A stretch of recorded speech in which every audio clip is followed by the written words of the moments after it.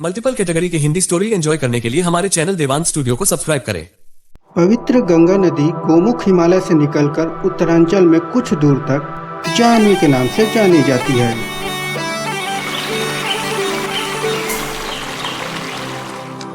उसी जाह्नवी नदी के किनारे एक महर्षि का गुरुकुल था।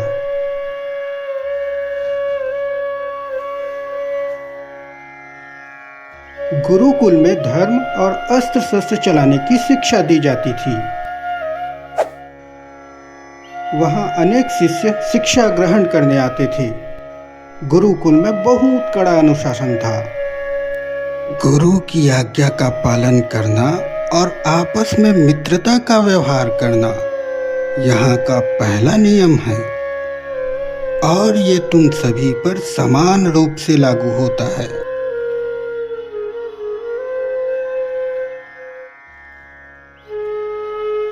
गुरुकुल में बच्चों को भेजने के बाद माता पिता निश्चिंत हो जाते थे। उन्हें गुरु पर विश्वास था कि वे बच्चों को अच्छी शिक्षा देंगे और उन्हें अच्छे संस्कार मिलेंगे।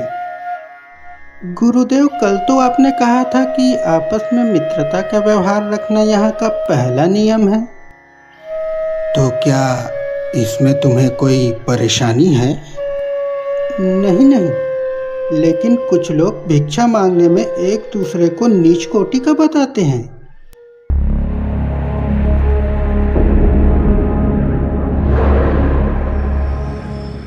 उसी गुरुकुल में अभिनव, दर्शित, नचिकेता और विभूति भी शिक्षा ग्रहण कर रहे थे। अभिनव और दर्शित बहुत बुद्धिमान थे। हर विद्या सबसे पहले सीख लेते। बस एक ही कमी थी कि दोनों बहुत ईर्ष्यालु थे। न किसी की प्रशंसा कर सकते थे और न सुन सकते थे। आखिर तुम लोगों ने हमको समझ क्या रखा है? गुरुकुल में तुम सबसे विद्वान हैं हम लोग, और भिक्षा मांगने हम जाएं? मित्र, अगर तुम भिक्षा मांगने नहीं जाओगे तो भोजन कैसे बनेगा? जो भी हो, हम भिक्षा मांगने नहीं जाएंगे। कोई बात नहीं मित्र, आज भी हम दोनों ही भिक्षा मांगने चले जाते हैं।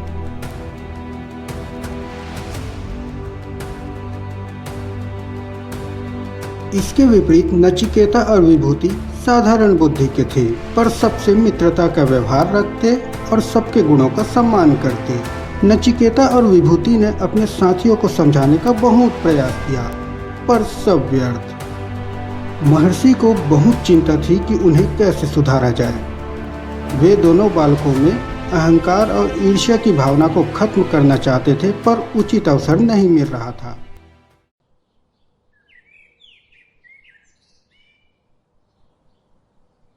जाह्नवी नदी के दूसरे किनारे पर एक बस्ती थी। वहां एक जमींदार थे जिनकी शिक्षा दीक्षा इसी गुरुकुल में हुई थी। उन्हीं दिनों वे गंगोत्री, यमुनोत्री, केदारनाथ और बद्रीनाथ, जिन्हें 4 धाम कहा जाता है, उसकी यात्रा करके लौटे। उन्होंने एक भोज का आयोजन करने का निश्चय किया। तुम यथाशीघ्र गुरुकुल जाओ और महर्षि को मेरा संदेश देकर आओ। जी हुजूर। गुरुदेव के चरणों में मेरा सादर प्रणाम। संदेश वाहक के साथ कृपया अपने 2 योग्य शिष्य भेज देवे। उन्हें भोजन कराने के पश्चात ही भोज आरंभ होगा। साथ ही मैं उनकी योग्यता के लिए उन्हें सम्मानित भी करना चाहता हूँ। महर्षि ने कुछ सोच विचार कर अभिनव और दर्शित को बुलाया और कहा, नदी के उस पार रहने वाले जमींदार ने आश्रम के 2 योग्य शिष्यों को दावत के लिए बुलाया है। दावत के पश्चात वे उनकी योग्यता के लिए उन्हें सम्मानित भी करना चाहते हैं। गुरुकुल में तुम्हारी विद्या बुद्धि को देखते हुए मैंने तुम दोनों को चुना है। आज ही वहां जाना है। क्या तुम दोनों वहां जाना चाहोगे? हाँ गुरुदेव, अवश्य जाना चाहेंगे।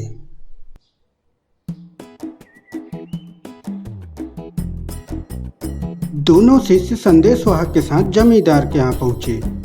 भोजन की सुगंध वातावरण में फैली थी। जमींदार ने उनका स्वागत करते हुए कहा, भोजन तैयार है। आप दोनों दूर से आए हैं। पास ही एक कुआं है, लेकिन उसका चबूतरा थोड़ा छोटा है, इसलिए बारी बारी जाकर हाथ पैर धो लें, फिर आसन ग्रहण करें। जी।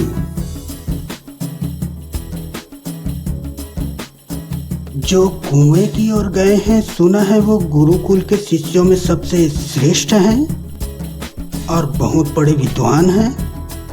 विद्वान? किसने कहा आपसे कि वो विद्वान है?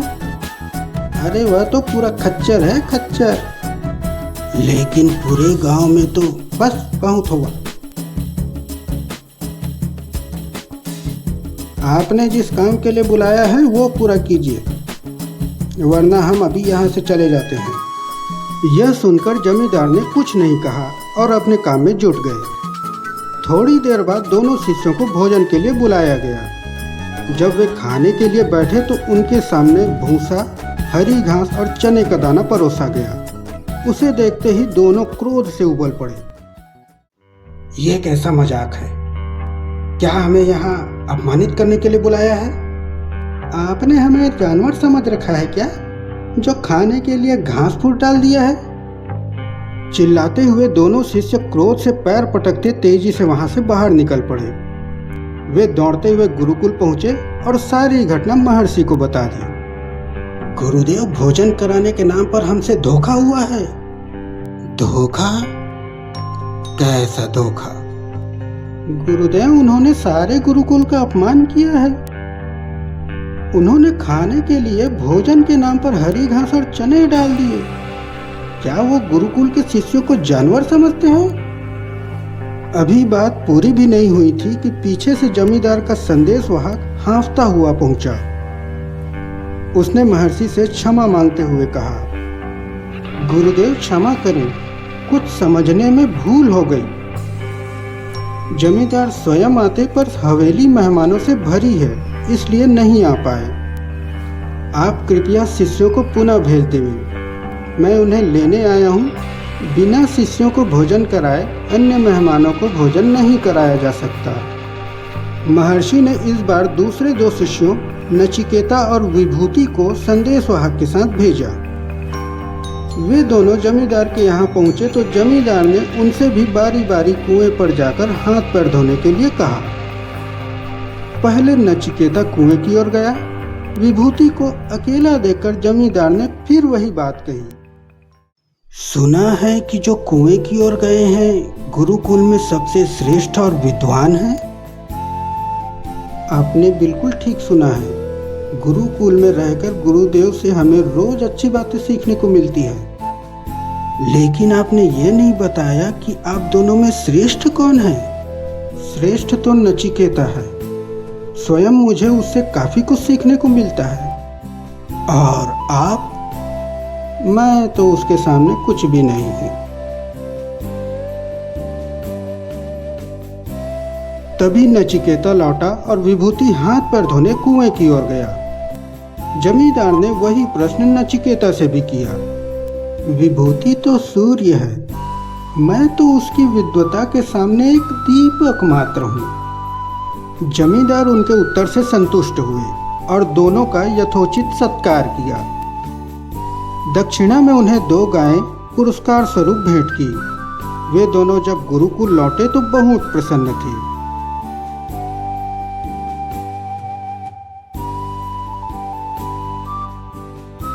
ऐसा लगता है जैसे ये भोज जमींदार ने हमारा अपमान करने के लिए रखा था।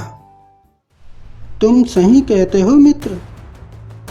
हम दोनों इनसे कहीं ज्यादा विद्वान हैं, फिर भी इन्हें 2 गायें भेंट कर दी और हमारे साथ जानवर जैसा व्यवहार। यह देखकर अभिनव और दर्शित का क्रोध और बढ़ गया। वे महर्षि के पास पहुंचे। हम दोनों आपके इन शिष्यों से अधिक बुद्धिमान हैं, फिर भी हम अपमानित हुए। आप सब जानकर भी चुप हैं और आप इन दोनों की प्रशंसा कर रहे हैं। यह तो जमींदार ही बता सकते हैं। तो आप चलकर उनसे पूछते क्यों नहीं?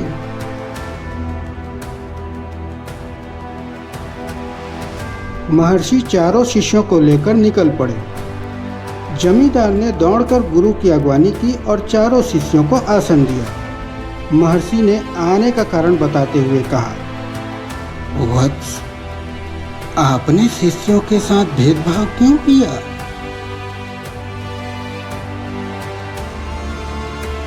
अभिनव और दर्शित का कहना है कि उनका अपमान हुआ है। आपको इसका उचित कारण बताना होगा, अन्यथा। गुरुदेव, मैंने आपसे 2 सुयोग्य विद्वान भेजने का आग्रह किया था, पर आपने मेरे यहाँ बैल और खच्चर भेज दिए।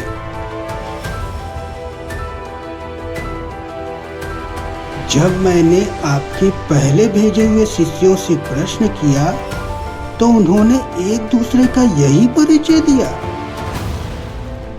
अतः मैंने दोनों के लिए जानवरों वाले प्रिय भोजन परोसे। मुझसे कोई भूल हो गई हो तो मैं आपसे क्षमा चाहता हूँ। जमींदार की बात खत्म होने से पहले अभिनव और दर्शित का सिर शर्म से झुक गया। उन्हें अपनी भूल महसूस हुई। उन्होंने जमींदार से क्षमा मांगी। तब गुरु महर्षि ने कहा, अहंकार और ईर्ष्या के कारण तुम दोनों में प्रेम नहीं है, पारस्परिक सद्भाव नहीं है। इसी कारण तुम दोनों योग्य होकर भी अयोग्य सिद्ध हुए और सभा में अपमानित हुए। वही नचिकेता और विभूति तुम दोनों की अपेक्षा विद्वता में कम योग्य हैं, परंतु वे विनम्र, शिष्ट और एक दूसरे के प्रति मित्रता का भाव रखते हैं। इसी कारण आज यहाँ सम्मानित हुए। सबकी भावना की कद्र करना, सबसे प्रेम करना और सबका सम्मान करना ही शिष्य को योग्य बनाता है। इसे सुनकर वहाँ उपस्थित लोगों ने गुरु की प्रशंसा की। अब तक सभी को भली भांति ज्ञात हो चुका था कि ये सब गुरुदेव की आज्ञा से ही हुआ है। गुरुदेव को यह विश्वास हो गया कि अब उनके चारों शिष्य एक समान योग्य होकर घर लौटेंगे।